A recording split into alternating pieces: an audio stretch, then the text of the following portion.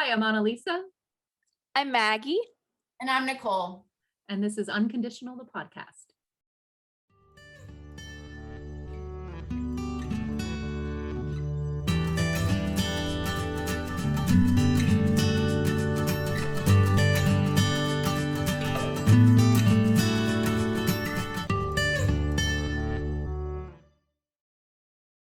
Welcome to episode 3 of Unconditional, the podcast. Today we're going to talk about bibliotherapy. So we'll jump right in. Nicole, can you tell us what is bibliotherapy?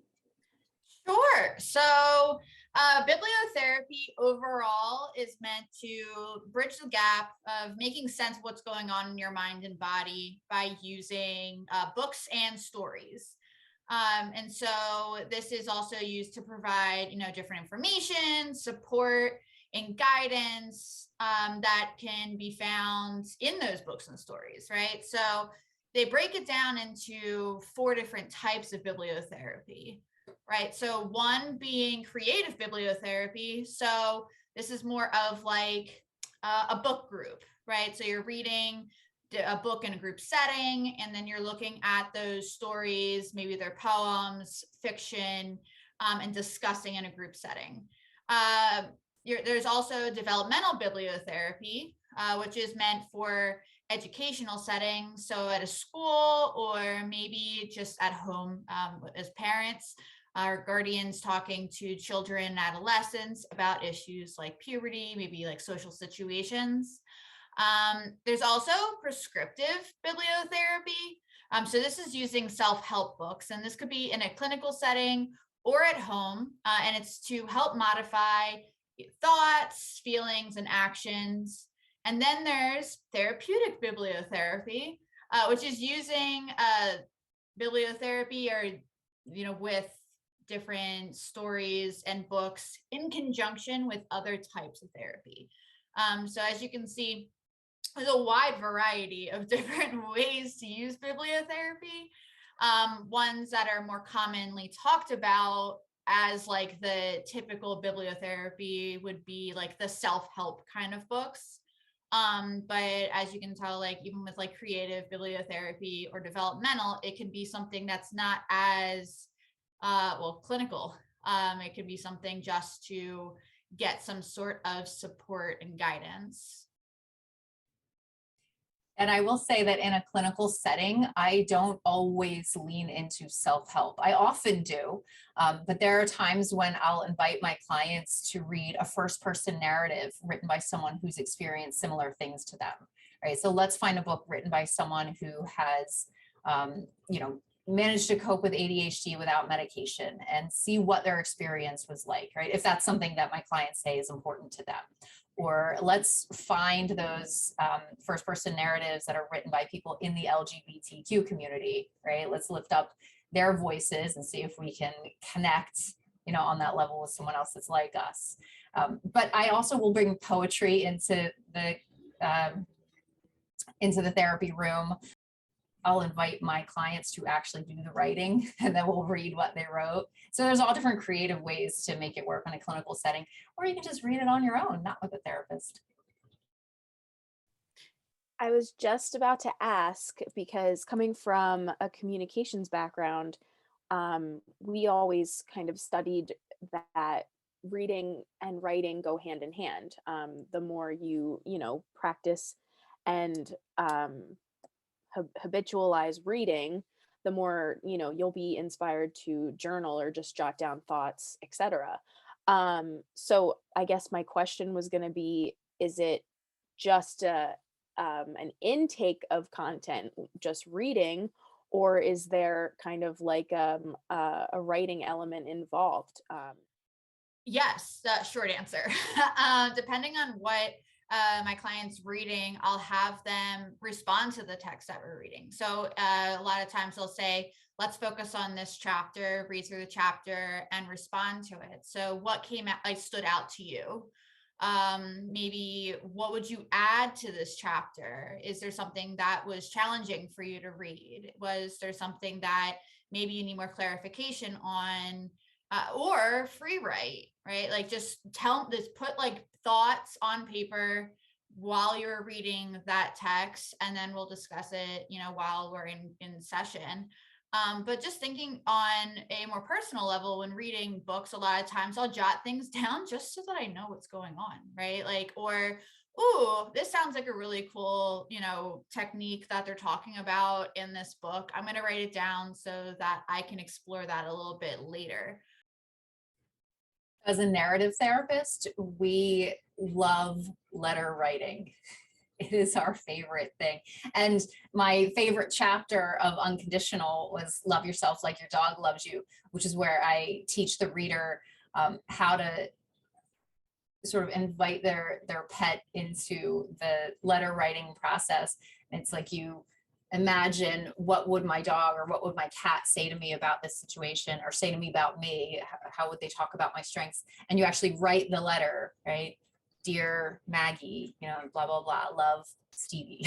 You actually write it from your dog's perspective. So yeah, letter writing is so powerful. You could pick, 99% of my clients will say to you, oh yeah, the letter writing, I remember when that came up. When it comes to self-help books, do either of you have like one that jumps into your brain like automatically and stands out as like your mecca of self-help books that you have gone back to time and again to get advice from? I'll go first. So I have my favorite self-help book for me that I keep going back to over and over again. But then I also have a stack of favorites that I share with clients, and that's more, it's more specific to their needs and also their style. So I love Jen Sincero, right? You Are a Badass. I have read all of the You Are a Badass books. And yes, Nicole, do you have yours handy? Mine's on the shelf right behind me. I can see it. So I think she is funny, irreverent. She has a way of making problems just seem like not that big a deal. And that it's for someone who fights perfectionism, that's really refreshing. But not everyone wants curse words in their self-help. Not everyone wants that like sort of short, blunt approach that Jen Sincero uses. Some people need it to be, I don't know, would it be rude to say deeper? Because I don't mean to say she's not deep, but I'm going to now say Brene Brown is very different than Jen Sincero. For some clients, I mean, any Brene Brown book, The Gift of Imperfection, Daring Greatly. I haven't read Atlas of the Heart yet, but someone was just texting me telling me I have to. So anything by Brene Brown. Yeah, so I was just thinking, what would be my top one that I usually recommend, and it really does depend on like what the client's like looking for. One that I found is really helpful for grief is It's Okay That You're Not Okay. So it was a book that I had read personally and also professionally have given, the suggestion to clients. It's written by Megan Devine, who also made a grief journal to go along with the book that she wrote. And so I find it very helpful, not only for the person who might be struggling with grief, but also those who are trying to support someone who's going through grief, and also normalizing the fact that the grieving process is not linear and also doesn't have an end date. I also have a book that I found quite recently, but I like the way that it's described stress and the stress cycle. It was a very apt book to find in like, the last couple of years. And it's called Burnout, The Secret of Unlocking the Stress Cycle. And it's by a sister duo, Emily and Amelia Nagoski. I apologize if I did not say that exactly right. But it also goes through not only trying to cope with stress, but that our body also needs to cope with stress and show that stress is no longer something that to be afraid of or trigger that like the perceived threat response, right? And so it really goes through not only, okay, you're recognizing what's stressing you out. Okay, now what can we do about it? Mind, body, and soul. So those are two that I've read both personally and have recommended professionally.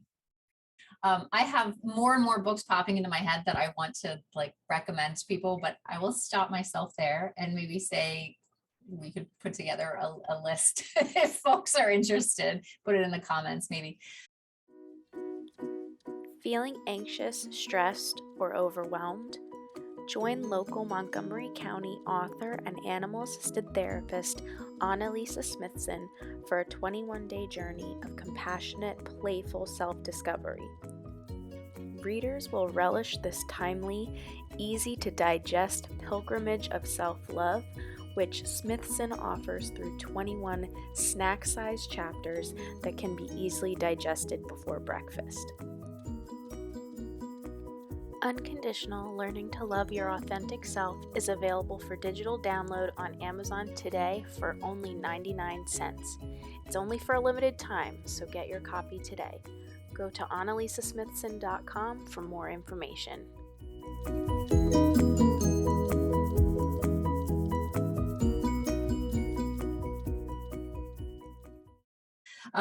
Maggie, so before we started doing this podcast, I remember you said you weren't much of a self-help reader. So I'm curious, what were your thoughts then, and how have your thoughts and feelings about self-help changed, if they have? Yeah, so that's an interesting question in a lot of ways, because you're right. I was not a self-help reader. Really was never even exposed to the genre in any way. I've always been an avid reader. My sister has always been an avid reader, so a lot of the time I would read books handed down from her, which would be a lot of fiction, a lot of nonfiction, but never really anything self-help. So I guess you would say, yeah, I would most likely call myself a skeptic in that realm, because I didn't even know of self-help as a genre. In certain ways I knew it existed, but in the very the very early, I'm air quoting, self-help books, because I remember studying in English classes, The Art of War, books like that. And with the same kind of premise, right? To uh, discover who your authentic self is and to live a happy life. A lot of uh, those older authors had that exact mindset. Socrates, all those guys, and then you get into books, self-help books from well-known people, celebrities even write them. The Tao of Bill Murray. As soon as my sister recommended that one to me, I was like, okay, I need to read this. Or one of the people from Queer Eye. She was a huge fan of Queer Eye and read self-help books from one of the guys from Queer Eye. So it's always been on the back burner as a fan of reading. And it's interesting because reading was always a form of therapy to me. So being exposed to the self-help genre, I'm like, it's a whole new world, it's interesting because every single time, no matter what, you always, at least I do, feel some sort of relatability to the author, because it just always feels like you're having a direct conversation with them. There's something about the self-help genre where that is like a beautiful thing. It always feels like you're just sitting next to the author, having a cup of coffee, and just they're giving you advice, life advice, and it's always really good advice. I haven't read like a bad self-help book yet. One of my questions for the two of you is going to be, what do you do with a book you don't like? Like, if this is supposed to be bibliotherapy, you're reading it for a reason, but you're couple chapters in, you don't like it. Do you force yourself to keep going, or do you give up? That's an excellent question. My sister and I argue about this all the time. Elizabeth, if you're listening. She always finishes the book no matter what. She can't just put it down. Me, on the other hand, if I'm like, it doesn't matter, chapter in, halfway done, if I don't like it, I don't like it. I'm putting it down. But there was also a thing that I was thinking about, the difference between not liking a self-help book and not liking a fiction book, right? So I've had this with some clients where we get to a certain point in the book, and for whatever reason, there is some sort of obstacle, right? So it might be the chapter itself, right? So the subject matter is something that they're already struggling with. And so to read the chapter might bring up some stuff. Or it's like, okay, I know I'm doing something to help myself.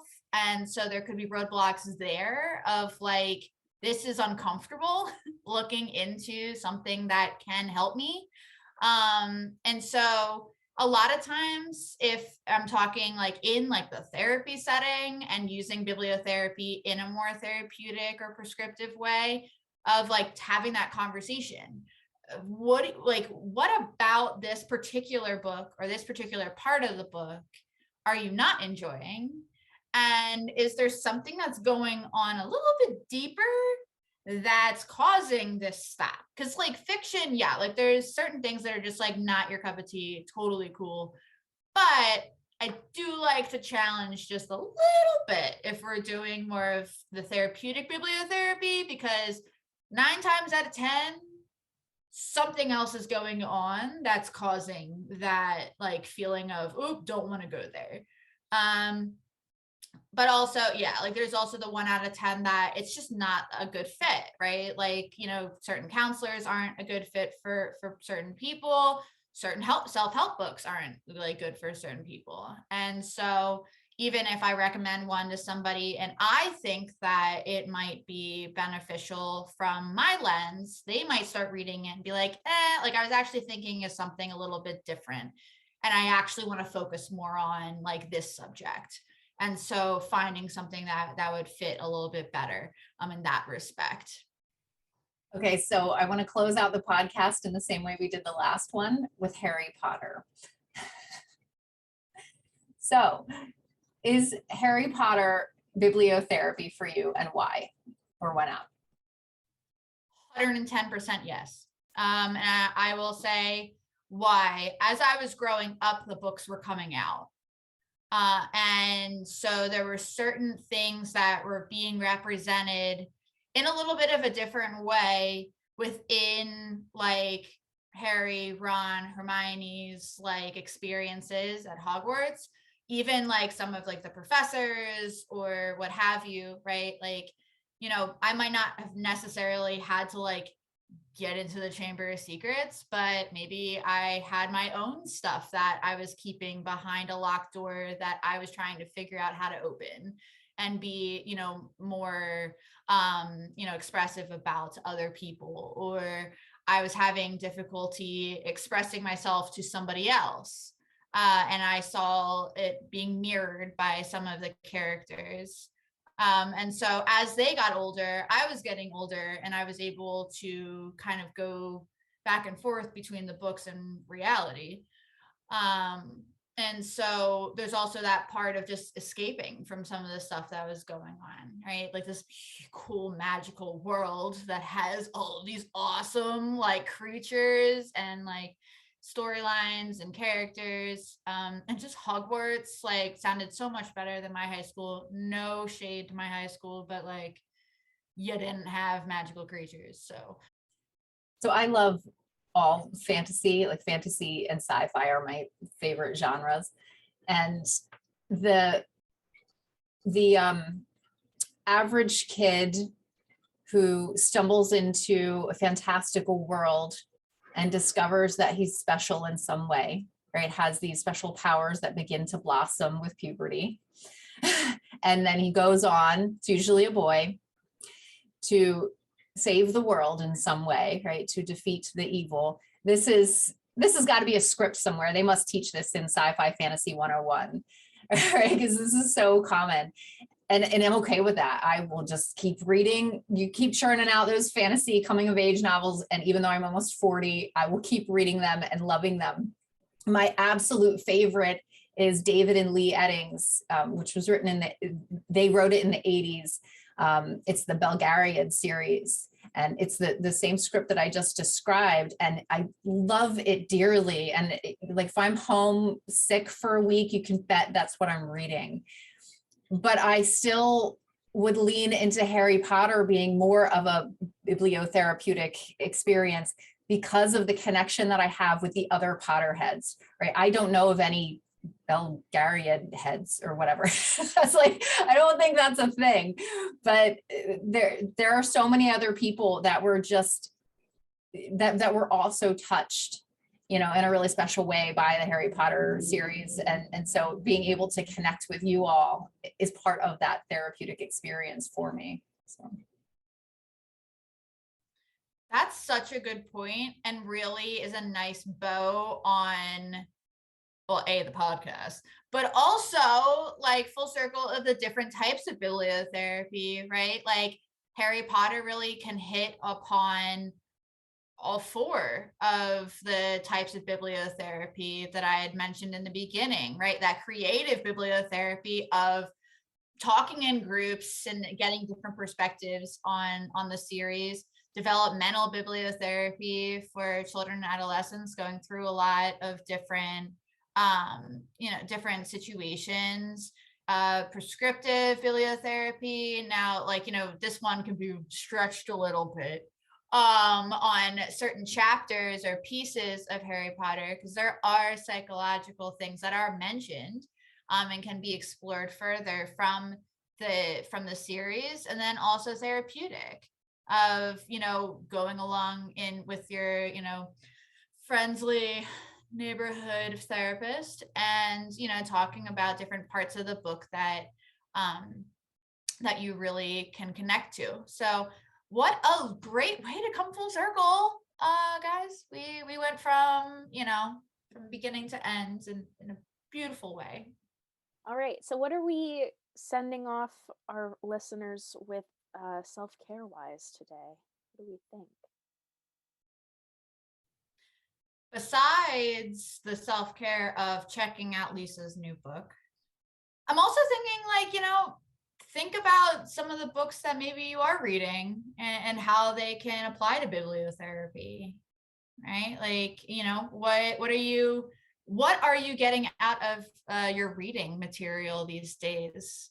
Yeah. Okay, so self-care tip for the day, go find a book that is just going to make you feel really good, right? It could be nonfiction, could be fiction, right? It could be any genre. If it makes you feel good, read it. And if reading doesn't suit you, then listen to it on audio. There's no shame in that. I do probably 50% of my books through audiobook. And we'll see you next week.